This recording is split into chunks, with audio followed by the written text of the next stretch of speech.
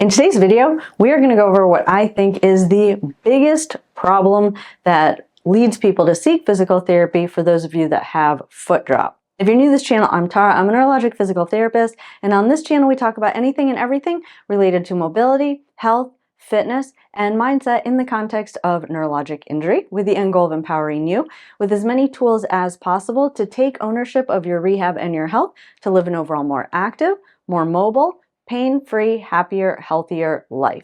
And with all that said, before we dive into today's video, as a reminder, we do offer a membership program. They start as little as $5 a month. With your $5 membership, you will get access to any handouts that go along with these videos, early release ad-free versions of the YouTube videos, as well as access to our private community on Discord. If you wanted to go a little bit deeper, you can become a gold member with your gold membership program. You will also get access to over 400 neurospecific exercises that will undoubtedly help you reach your rehab goals. To learn more about those programs, visit rehab-hq.com. But now back to the video.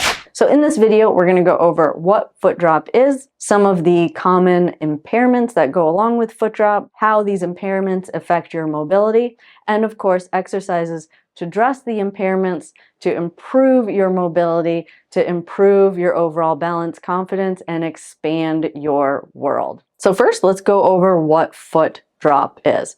Foot drop, if you have been diagnosed with this from a doctor, generally speaking, means you have lost the ability to control the muscles that lift the foot. Now, it is not a diagnosis in and of itself, but it is a symptom of some other medical condition. So what are some of the things that can cause you to lose the ability to control the muscles that lift the foot?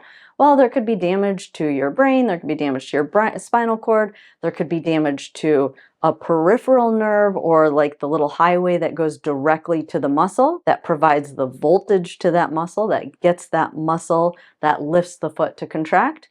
Anywhere along that path, you could have damage. But there's something else I want to talk about. A lot of people get diagnosed with foot drop, and when they actually come in and we do a manual muscle test, meaning like we test all the muscles around the lower leg, what we find, or what I find a lot of times, is that not only are the muscles that lift the foot weak, but also the muscles that point the foot down are weak.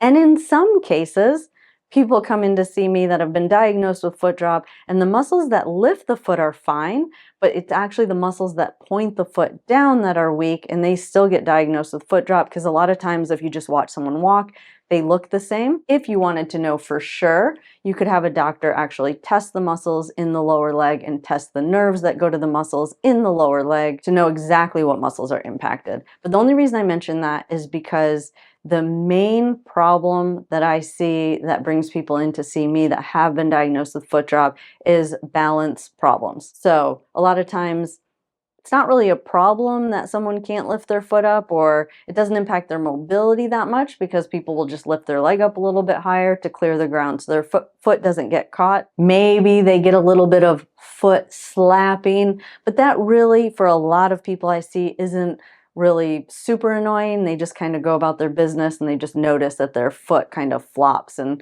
is a little bit louder when it hits the ground. And that's just because when you load that leg, normally we use that muscle to slowly lower our forefoot down to the ground. If you don't have the muscle that lifts the foot up, it just kind of slaps down.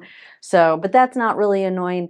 Typically, what brings people in to see me is that they feel like they are going to fall. And that's a problem when you go into crowds, airports, things like that. And that's when quality of life is impacted. Now, why do I mention that? Well, in a lot of my previous videos, really, I talk mainly about how to activate the muscles that lift the lower leg. In this video, what we're going to talk about is how do you improve your overall balance, confidence, if you are someone that has been diagnosed with foot drop. But let's go over why foot drop impacts someone's overall balance.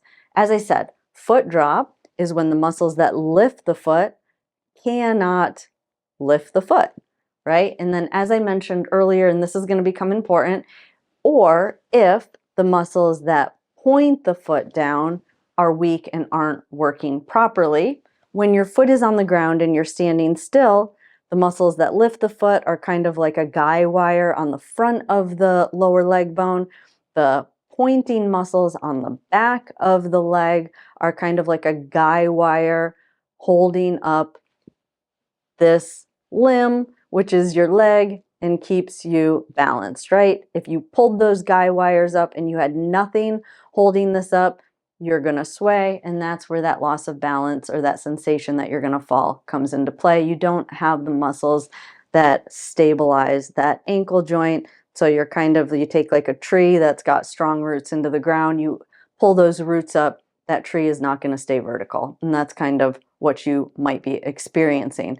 Now, many times people can compensate by bending their knees. So if just the muscles that lift the foot are weak, if you bend your knees, what it does is it moves your center of mass directly over your foot and you're going to feel more balanced. So we're kind of shaped like an L at our ankles. If you don't have the muscle on this side that holds you vertical and your leg is shaped like this, it's kind of like a hurdle. It's just going to tip over backwards. So what people do is they bend their knees. That moves your center of mass over the middle of your foot. And so a lot of times that's a compensation that I see that will make people feel more balanced. But now let's talk about what happens if the muscles on the back of the lower leg are weak. And as I said, a lot of times this gets missed. I don't know why, because it's a very simple test to see if someone has weak pointer muscles, but many times this gets missed. If you have weak pointer muscles, meaning the muscles that point the foot down, you potentially are always going to have the sensation that you're falling forward, right? Because now we've pulled up the guy wires on the back of the lower leg, and so that tree is always going to tip in one direction because you don't have that security on the back side of the lower leg to keep that limb up.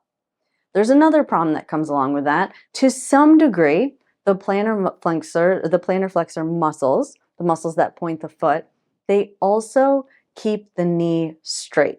So another sensation that some people feel is that you always feel like your legs are buckling, right? Like if you put weight on that leg is just going to give out. Now, the reason I bring this up is because that is something that there are appropriate compensations that will immediately fix this balance problem of feeling like your legs are always buckling.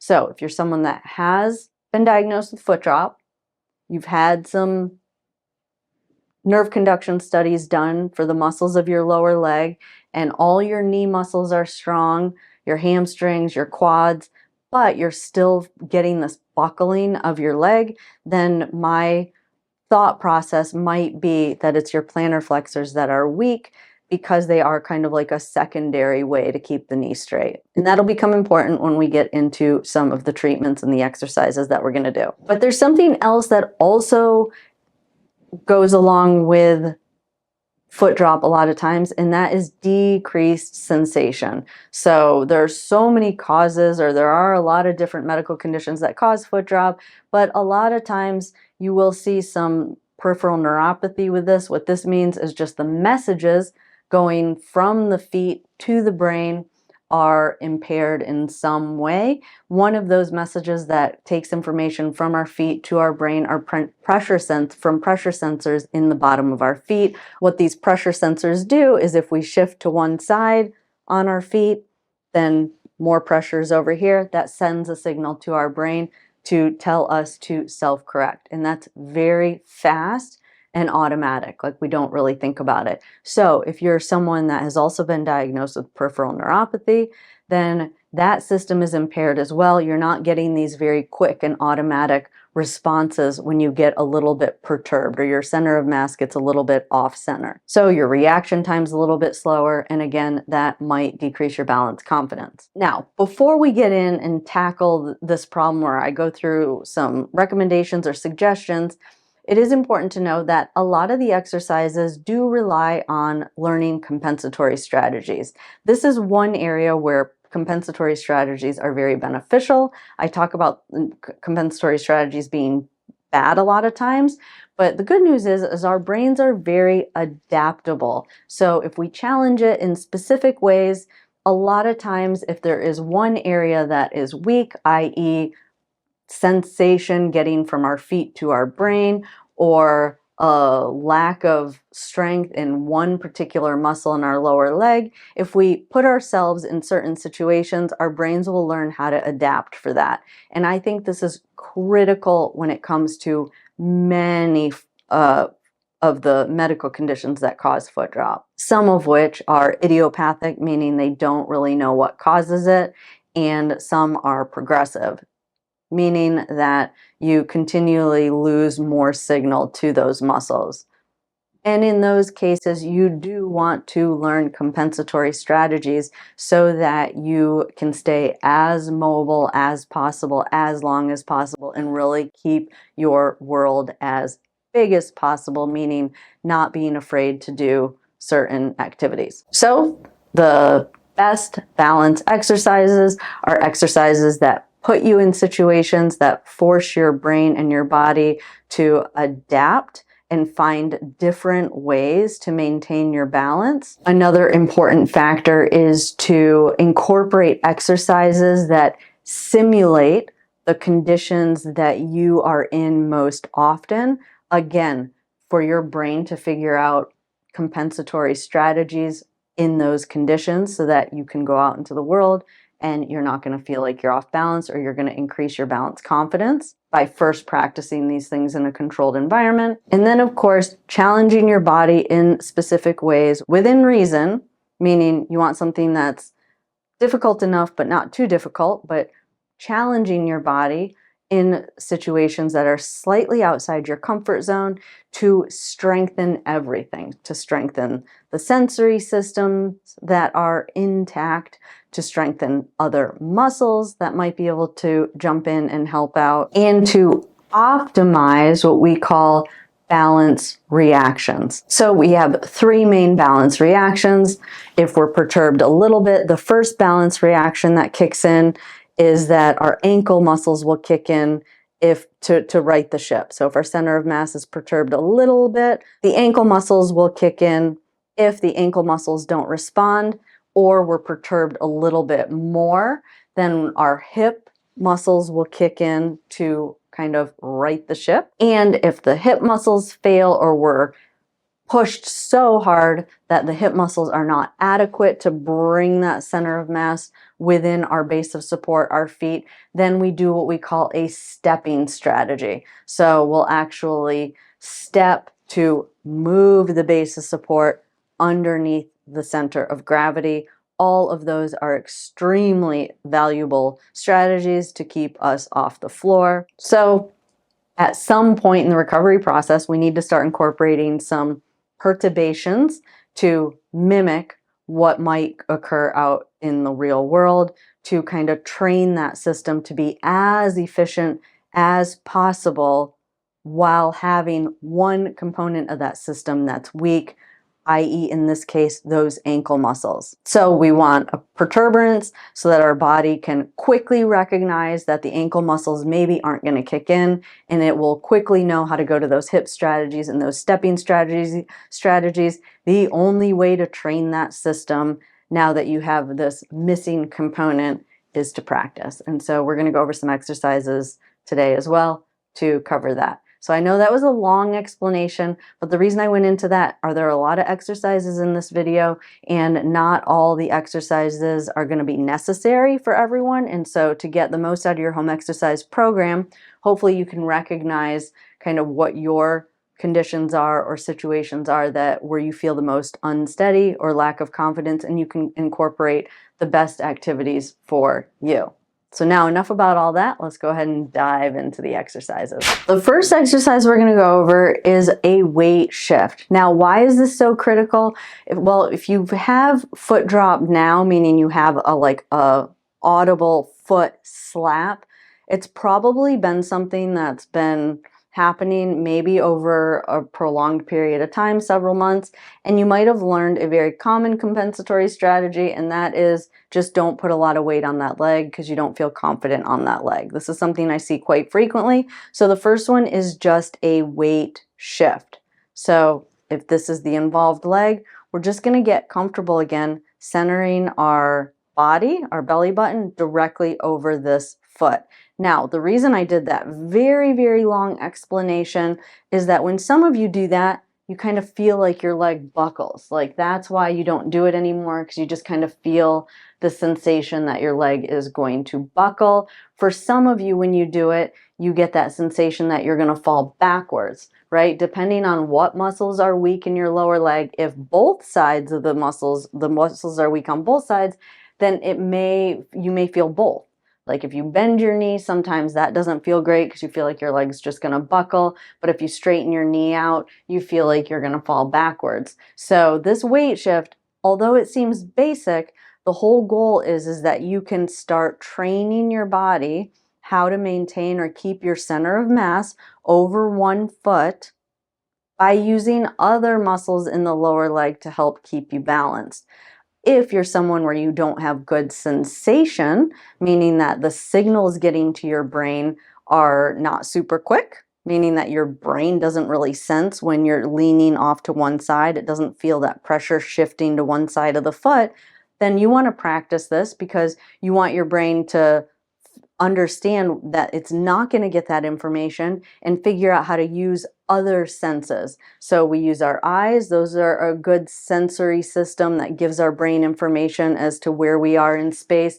Your brain will start to use other sensory systems to make up for that lack of sensation in your feet. So if you feel a little bit uncomfortable, that is good. You want to keep working on it in a safe manner. I've talked about this a lot. If you feel really unsteady, get in a corner, but you basically just want to shift. Now, if you feel like your leg's buckling, for you, what you want to focus on is using your quads to lock your leg out. Remember what I said, that leg buckling, if you just have foot drop and all your other muscles are intact, then that's probably coming from the weakness in the calf muscle causing your leg to buckle, but you still have strong quads, which are actually a bigger muscle group. So they can actually do a really good job in preventing that leg from buckling. So really focus on locking that knee out, pushing that knee backwards when you shift your weight onto that leg. If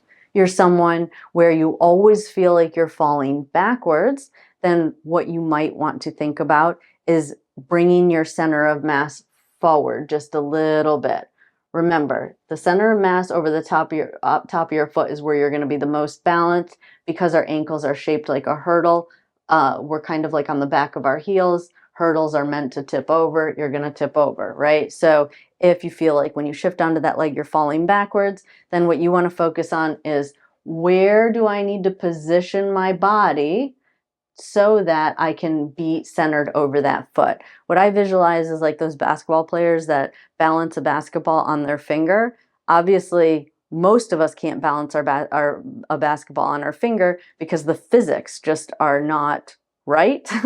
And that's kind of like our physics. We got these little tiny ankles that are supporting this big basketball sitting on top of it. But why can basketball players do that? Some basketball players can do that because they practice over and over and over and over again. And even though the physics doesn't work out because there are no guy wires on that basketball, just like there might not be any guy wires on your leg keeping it rooted into the ground, well, you need to practice this so that you can, metaphorically speaking, can figure out how to balance that basketball on top of an ankle that doesn't have any guy wires rooted into the ground. So if that means you got to bend your knee a little bit, you bend your knee a little bit. If that means you just kind of, if you shift your body weight forward just a little bit, now this would be someone that has very strong calf muscles, but maybe it's just the muscle on the front of the lower leg, then you would want to practice that so you can figure out where that position is. All right. So shift, and then lift once you get good at it. So first it's just a weight shift, loading this leg, and then practice unloading this leg and down. Shift, center over the top of that foot, and lift and down. Shift, center over that foot, and lift and down. Now, once you get good at that, you might want to add an additional challenge, maybe a knee tap and down. Shift, knee tap, and down, shift, knee, tap, and down. Holding that leg up just a little bit longer, and because you're kind of moving that knee across a little bit, it's going to perturb the structure a little bit more. Next challenge is to take like a medicine ball. This ball is a little bit different because it's filled with sand, so it's not perfectly round, and just roll it. Again, the force required for you to roll this heavy ball, it's an 8-pound ball in one direction, again, is somewhat of another perturbance. It's going to challenge this leg to figure out how to get your center of mass over this foot and keep it over this foot. So I cannot state enough that you need to put yourself in a little bit of an uncomfortable position, yet still safe, to get your brain and your body to adapt to whatever weakness is going on in your lower leg. And then again, you're just going to do like a little half moon.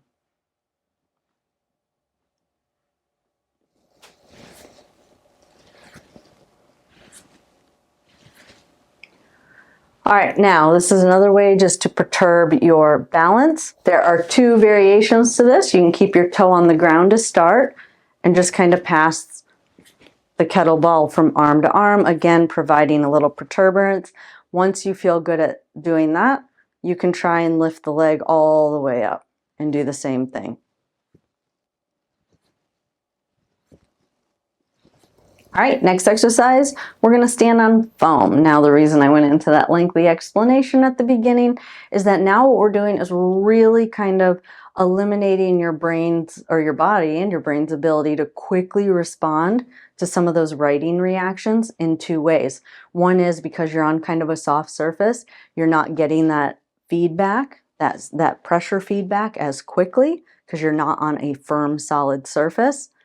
And 2, because you are not on a firm, solid surface, your brain's ability or your body's ability to respond is going to be slightly delayed because you're not doing it from your muscles aren't working from a solid position. So when your foot is on this softer position, it's just going to be a little bit of a delayed response for those writing reactions to actually get your center of mass back over your base of support. So that's why I love foam. One, if you are someone that has neuropathy, meaning you have decreased sensation, basically what we're doing is just kind of blunting that a little bit more so that other sensory systems can kick in. So you're going to start again, just unloading this leg by lifting the heel. Again, still thinking about everything we did earlier, that figuring out how to get that center of mass over that base of support. If you feel like your knee is buckling, you want to focus on pushing your knee back. If you feel like you are falling backwards, you might want to put a little bit of a bend in that knee. And then once you get it good at that, you're going to lift the foot.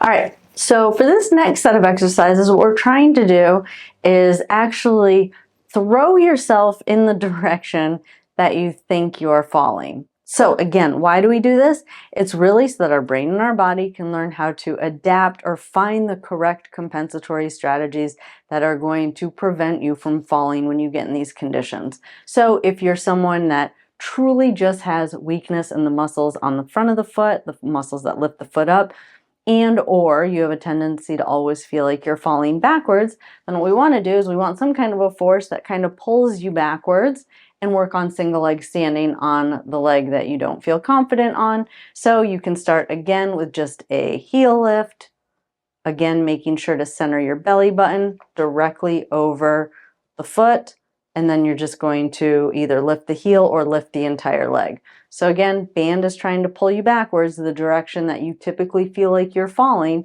and you are trying to stay balanced on that leg.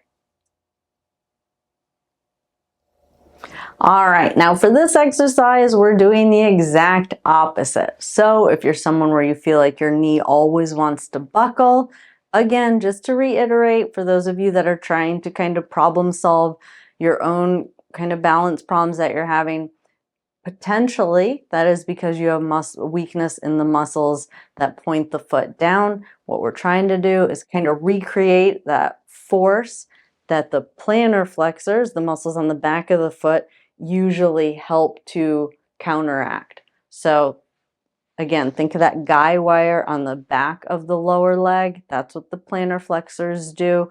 So if you have weakness, if you can't go up on your toes, that means you might have weakness in that. We're trying to recreate that force forward, shift onto that leg, and lift the other foot. Again, start with a heel lift. If you feel like you can do that, keeping your belly button centered over that foot, then you can lift the entire leg. And again, you just want to hold that the whole time. Now remember, you do have your quads, which also do keep your knees straight. So if you're someone that's experiencing this, and I just went through this with a patient that I saw in person, once they realized they could use their quads to keep their knees straight just by thinking about pushing that knee back, it really did help their overall balance on that leg. So again, you want to think about pushing that knee back. Part of the reason your leg might be buckling is because that plantar flexor muscle on the back of your lower leg is weak.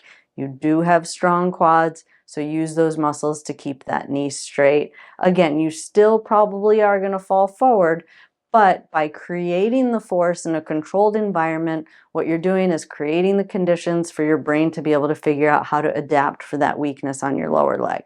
So again, shift and lift. You're trying to fight that force pulling you forward.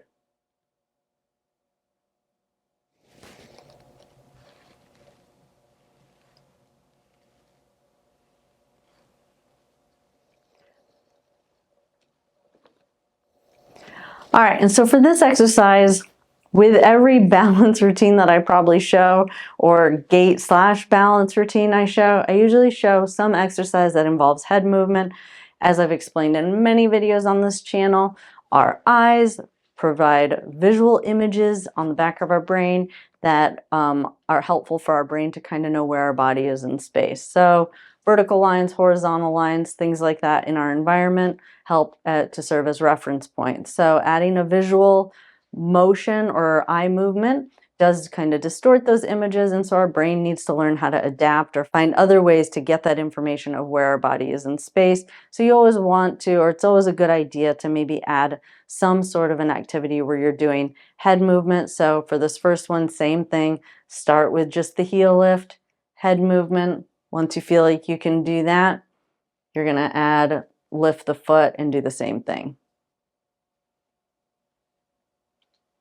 Now, remember, same things apply throughout this entire video. If your knee feels like it's buckling, you want to also pay attention and try and keep that knee back. If you feel like you're falling backwards, make sure you kind of get that center of mass, your body, where you like it, that sweet spot over your foot before you lift the opposite leg. So again, finding that sweet spot, lifting the leg, and then doing the head movement. And then if you wanted to add a little bit of an additional challenge, you can add some arm movement. Again, it adds a little protuberance, so now your body's just having to work a little bit harder to maintain your center of mass over that single leg so that you do not fall. And then that is it for this video. I hope you guys found this video helpful. If you're new to this channel and you haven't yet subscribed, go ahead and hit that subscribe button, turn on that notification bell so that you'll get notified every time I upload new videos. If you want to get exercises throughout the week, head on over to Instagram where I post 1 to 2 videos every single week just to help keep your home exercise program fresh and add a little variety. If you want to go a little bit deeper, don't forget we do have our 2 membership programs. Our bronze membership program will give you access to the handouts that go along with this video, as well as early access to our YouTube videos that are ad-free and our private Discord channel. If you wanted to go even deeper and create your own home exercise routines, you can join our Gold Monthly membership where you will get access to over 400 neurospecific exercises to really take your rehab to the next level. All of these programs really do help to support this channel to continue to provide as much free content as possible for the many, many people who don't have access to good rehab. So if you want to support this channel, head on over to rehab-hq.com to learn more about our programs. I enjoyed spending time with you all today, and I'll see you in the next video. Have a good day.